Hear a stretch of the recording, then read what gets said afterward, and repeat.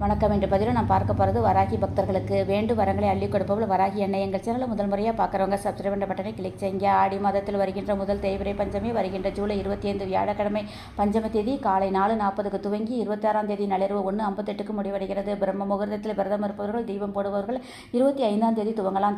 தேங்காய் தீபம் ஏற்றும் வழக்கம் உள்ளவர்கள் அத்துடன் சேர்த்து இந்த முறை நெல்லி தீபம் போட வேண்டும். நம் உறவினர்கள் நண்பர்கள் யாரேனும் நம்ம ஏமாற்றி பணம் நகை சொத்து இப்படி பறித்திருந்தால் அது திரும்ப கிடைப்பதற்காக ஏற்ற வேண்டிய தீபம் இது. இப்படி தொடர்ந்து கிடைப்பதற்காக ஏற்ற வேண்டிய தீபம் இப்படி தொடர்ந்து ஏற்றி வர இழந்த செல்வம் கிடைக்கும் என்பது ஐதீகம்.